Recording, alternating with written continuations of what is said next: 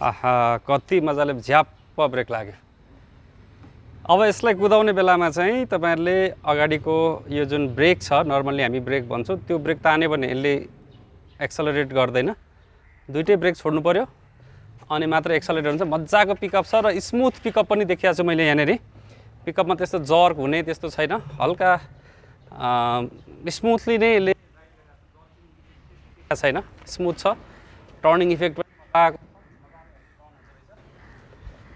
पनि छुट्टै आनन्द हुँदो रहेछ आवाज बिनाको। ल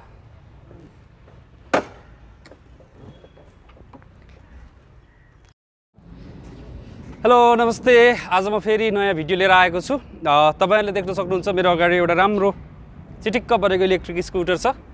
यो चाहिँ याडिया कम्पनीको G5 भन्ने मोडल हो। यसमा चाहिँ अरु स्कुटर भन्दा फरक के छ भने यसमा नयाँ प्रविधिको ग्राफाइन ब्याट्री युज भएको छ। यो स्कुटर चाहिँ परिमिता इन्भेस्टमेन्ट प्राइभेट लिमिटेडले नेपालमा डिस्ट्रिब्युट गर्दै आएको छ र नेपालभरि यसको जम्मा 12 वटा डिलरशिप रहेको छ। थप जानकारीको लागि हामी यहीँको हाम्रो एकजना भाइ हुनुहुन्छ, हाम्रो दीपक यादव भाइले यसको बारेमा थप हामीलाई जानकारी दिनुहुनेछ। आउनुहोस् यसको डिटेल हामी बुझ्ने प्रयास गरौँ।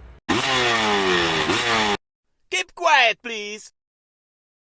तपाईहरुलाई आज यो भिडियोमा एउटा स्पेशल अफर लिएर आएको छु मैले।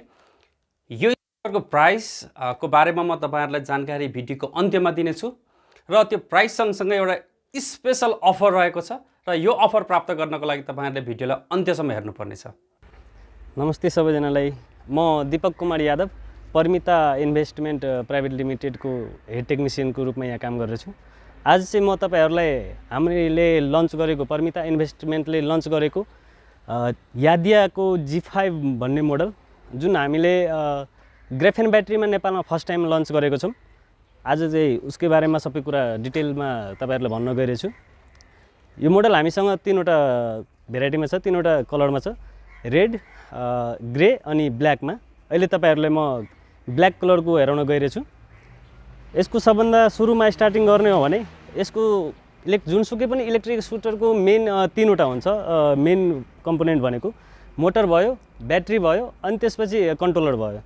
हाम्रो जुन मोटर छ, हाम्रो 12 इन्चको व्हील भएको मोटर हो। यो चाहिँ 1200 वाटको हो अनि यसको पिक वाट चाहिँ 2000 वाटको हो।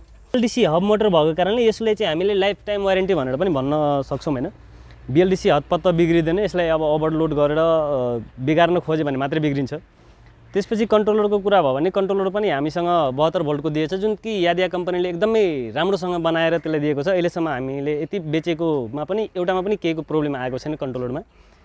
अनि त्यसपछि आयो कुरा ब्याट्रीमा। ब्याट्री ग्राफेन ब्याट्री हो।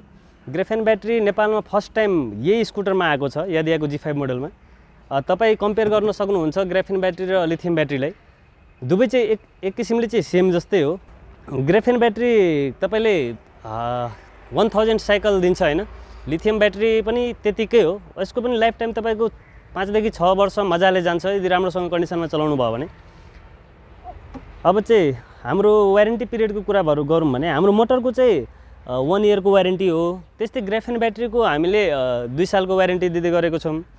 अब यसको अगाडिको बुट स्पेस हेरौँ, डिस्प्लेहरु हेरौँ। यो हाम्रो अगाडिमा ठ्याक्कै 7 इन्चको डिस्प्ले दिएको रहेछ।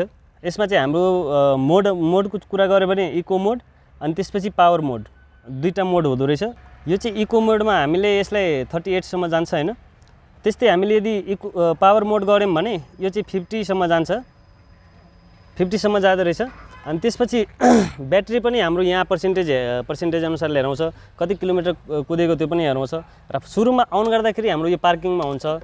पार्किङमा हुँदाखेरि हामी यो पार्किङ हटाउनको लागि यहाँ पनि स्विच दिएको हुन्छ, पार्किङ स्विच भनेर यहाँ दिएको छ हैन। त्यस्तै दुईटै अगाडिको ब्रेकमा चाहिँ कट अफ सेन्सर भएको कारणले हामीले दुईटैबाट कुनै ब्रेक अलिकति लिएर छोड्यौं भने पार्किङ हटेर त्यहाँ रेडी आउने गर्छ हैन। रेडी आएपछि त्यसपछि हामीले यसले मजाले कुदाउन सक्छौं बिस्तारै एक्सिलेटर लिएर। अब यहाँ तपाई हेर्न सक्नुहुन्छ यो चाहिँ हाम्रो कीलेस स्टार्ट पनि हुन्छ। इनफ्याक्ट कीलेस स्टार्ट हैन, हाम्रो अलार्म सेन्सर पनि यसमा छ। कसैले चोरेर लान खोज्यो भने त्यतिबेला पनि यसले हामीलाई हेल्प गर्छ। यो जुन थन्डरिङको साइन छ यो चाहिँ दुईचोटि थिचेपछि हाम्रो आफै डिस्प्ले अन हुन्छ हैन, हामीले साँचो नलागेकन पनि यसले चाहिँ मजाले युज गर्न सक्छौँ। त्यसपछि यसलाई अफ गर्नु पर्यो भने यही माथिको अनलक बटन छ, अनलक बटनले थिचेपछि त्यो अफ हुँदो रहेछ आफै हैन।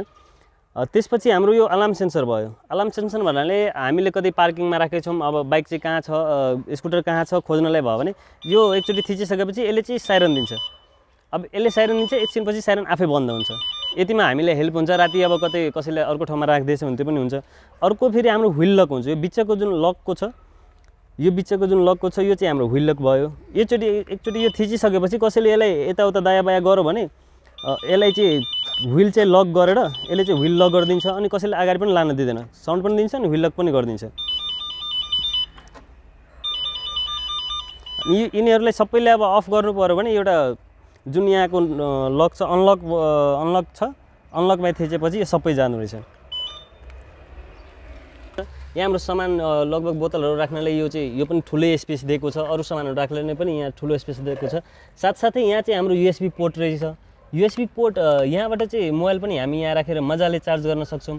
अनि त्यसैको साथ यो जुन हाम्रो फुट स्पेस छ त्यो पनि एकदमै ठुलो छ। यसमा चाहिँ एउटा सिलिन्डर चाहिँ मजाले केही दिक्कत नगरिकन मजाले यसमा अटाउने रहेछ। अनि त्यस्तै अब हामी यसको चाहिँ बुट स्पेसको कुरा गरौँ भने यो पनि एकदमै धेरै रहेछ। यसको चाहिँ डबल हेलमेट पनि यसमा अटाउन सक्छ। कतिजनाले हुन्छ बुट स्पेस छैन भनेर, तर यसको चाहिँ डबल हेलमेट अटाउने चाहिँ बुट स्पेस छ। अनि यसको चार्जिङको कुरा गर्दाखेरि हाम्रो यही चार्जर हो। यसको जुन 72 भोल्ट 20 एम्पियरको यो चाहिँ हामी नर्मल घरको प्लगमा जसरी ल्यापटपहरू चार्ज गर्छौँ त्यो प्लगमा चाहिँ जोडेर मजाले चार्ज गर्न सक्छौँ। जुन यसको चार्जिङ पोइन्ट छ यो चाहिँ यहाँ छ। एकचोटि यसरी यसले थिच्यो भने यो आफै खुल्छ हैन। अनि त्यसपछि यसलाई मजाले यसरी चार्जमा हालेर हामी घरको प्लगमा हाल्यौँ भने यो चाहिँ चार्ज स्टार्ट गर्छ। चार्ज गर्ने बेलामा यसले चाहिँ रातो बल्छ। चार्ज फुल भइसकेपछि यसमा चाहिँ ग्रिन बल्न जान्छ। अनि ग्रिन बलेपछि त्यो चार्जमा राखे पनि रातभरि चार्जमा राखे पनि केही फरक पर्दैन, यो अटोमेटिक अफ हुन्छ चार्ज फुल भइसकेपछि। यो चाहिँ चार्ज हुनलाई तपाईँको 5 देखि 6 आवरसम्म लाग्छ हैन। अब पुरै ब्याट्री डेड भएछ भने त्यति बेला चाहिँ 6 आवरसम्म लाग्छ हैन। ब्याट्री अलिकति चार्ज छ भने त्योभन्दा पहिला पनि हुन्छ। यो जस्तो हाम्रो एमसिबी हुन्छ। एमसिबी भनेको खासमा कतै सर्ट सर्किट भयो भने के भयो भने यसले चाहिँ बचाउँछ हाम्रो ब्याट्रीलाई भयो। अब यसको अगाडिको पार्टमा हेऱ्यो भने जुन सस्पेन्सन छ अगाडिको फ्रन्ट सस्पेन्सन पनि हाम्रो डबल रहेछ। अनि त्यसरी गरी नै पछाडि पनि हाम्रो डबल सस्पेन्सन नै रहेछ, जसले हाम्रो राइडलाई एकदमै कम्फर्टेबल बनाउन जान्छ। अनि ब्रेकिङ सिस्टमको कुरा गऱ्यो भने हाम्रो अगाडि र पछाडि दुईटै डिस्क ब्रेक छ। डिस्क ब्रेकले यसले चाहिँ ब्रेकिङ सिस्टममा एकदमै राम्रोसँग चिप्लोमा पनि राम्रोसँग काम गर्ने योग्यले राखेको छ अहिलेसम्म। अब यहाँ लाइटिङमा हेऱ्यो भने हाम्रो चाहिँ एकदमै पावरफुल लाइट एलइडी लाइट यहाँ युज भएको छ, जसमा हाई लो दुईटै छ। अनि हाई लोको साथसाथ यसमा हाम्रो चाहिँ पासिङ लाइट पनि दिएको रहेछ। यसमा चाहिँ हाम्रो पासिङ लाइट पनि दिएको रहेछ। अनि त्यसको साथसाथ हाम्रो इमर्जेन्सी इन्डिकेटर पनि यसमा दिएको रहेछ। तपाईँ हेर्न सक्नुहुन्छ क्या क्युट तरिकाले चाहिँ बनाएको रहेछ यसलाई। यो चाहिँ साइड इन्डिकेटर भयो यहाँ। अब अगाडिको हामी हेऱ्यो भने यहाँ चाहिँ हाम्रो पासिङ लाइट रहेछ, ठ्याक्कै अगाडि बाइकको जस्तै पासिङ लाइट रहेछ। यो चाहिँ हाम्रो हाई लो लाइट भयो, यो चाहिँ हाम्रो इन्डिकेटर लाइट भयो। अनि यो चाहिँ हाम्रो हर्नको भयो। त्यसपछि यो चाहिँ अहिले केही छैन। अनि यहाँ आउनु पर्यो भने यो चाहिँ हाम्रो इमर्जेन्सी लाइट भयो, यो चाहिँ हाम्रो इमर्जेन्सी लाइट भयो। अनि यो चाहिँ हाम्रो मेन लाइट भयो, हेडलाइट भयो। अनि यसमा चाहिँ हाम्रो 2 मोड छ, त्यो पहिला नै भनेको थिएँ तपाईँलाई। इको मोड र पावर मोडको लागि यो स्विच हो। यो चाहिँ हाम्रो पार्किङमा हो। पार्किङमा राख्नु पर्यो भने हामीले यसलाई थिचेर पार्किङमा राख्न सक्छौँ, र पार्किङमा अब कुदाउनु पर्यो भने हामीले यसलाई फेरि थिचेर रेडी गर्न सक्छौँ। अब हामी हाम्रो दिपक भाइसँग उकालो टेस्टमा जाँदैछौँ। हामी 2 जना बसेर, हामीलाई देख्न सक्नुहुन्छ यहाँहरूले, यो 2 जना बसेर दिपक भाइले राइड गर्नुहुन्छ, म पछाडि बस्छु र हामी उकालोको टेस्ट पनि गर्दैछौँ। पुगेपछि फेरि तपाईँहरूलाई म कन्टिन्यू गर्नेछु। ल हामी राइड एक्सपिरियन्सको लागि जाँदैछौँ। अगाडि डिस्प्ले देख्न सक्नुहुन्छ यहाँहरूले। अब यहाँ अगाडिको बाटो नै अलिकति अप्ठ्यारो छ, एकदम ओह्रालो बाटो, ग्राभल बाटो छ। र यसपछि हामी अलिकति उकालोमा आएको छौँ। तपाईँले देख्नुहुन्छ हामी 2 जना बसेर अहिले 11 को स्पिडमा गइराखेको छ। यो भैँसेपाटीको बाटोमा छौँ अहिले हामी। बाटो त्यति सजिलो छैन, खाल्टा खुल्टी बन्दै गरेको बाटो रहेछ। अब मजाले कुनै इफोर्ट बिना यसले तान्दैछ। अझै उकालो हेर्न बाँकी नै छ अझै।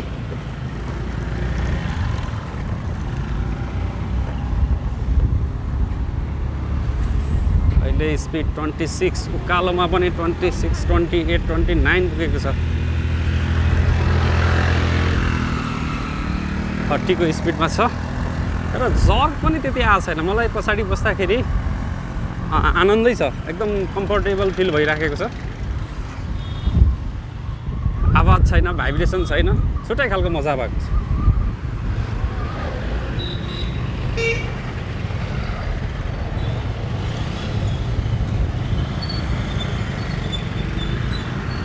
र हामी फेरि छोटो राइडपछि फेरि ब्याक हुँदैछौँ, ओह्रालोमा आउँदैछौँ। ओह्रालोमा त कुनै पनि समस्या हुने कुरै भएन।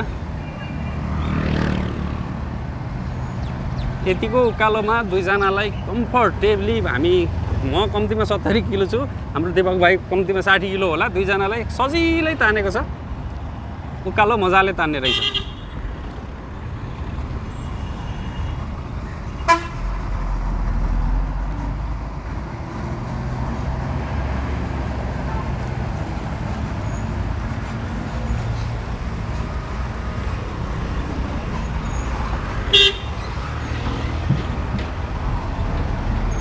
खाल्डा खुल्टी छ बाटो देख्न सक्नुहुन्छ। खाल्डा खुल्टी छ, मजाले खुल्टी छ।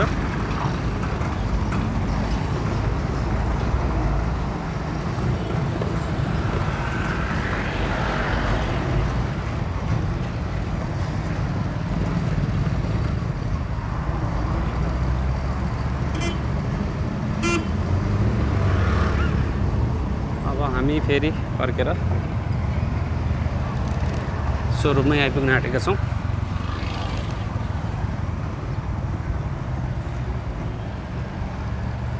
यहाँ हेर्न सक्नुहुन्छ बाटो एकदम अप्ठ्यारो, उकालो नै छ पुरै। ओके, हामी छोटो टेस्ट राइड गरेर फर्केको छौँ। अब कुरा गरौँ प्राइस तथा अफरको बारेमा। कम्पनीले भनेअनुसार यसको प्राइस 2,10,000 रुपियाँ रहेको छ। यदि तपाईँ यो च्यानल हेरेर स्कुटर किन्न जाँदै हुनुहुन्छ भने तपाईहरूले पाउनुहुनेछ क्यास 20,000 छुट। र यो अफर तपाईहरूले पक्कै पनि नछुटाउनु होला। कृपया यो च्यानललाई सब्सक्राइब गर्नुहोला, लाइक गर्नुहोला, कमेन्ट गर्नुहोला र यो अफर ग्र्याब गर्नुहोला। मेरो एक मात्रै रिक्वेस्ट, तपाईहरूले यो च्यानललाई सब्सक्राइब गरिदिनुहोस् र यो अफर लिएर जानुहोला। मैले तपाईहरूको लागि एउटा फोन नम्बर राखिदिन्छु। सीमित स्कुटरहरू मात्रै बाँकी हुन सक्छन्, छुट्न सक्छ। चाँडो गर्नुहोला, फोन गर्नुहोस् र स्कुटर लिन दौडिहाल्नुहोस्।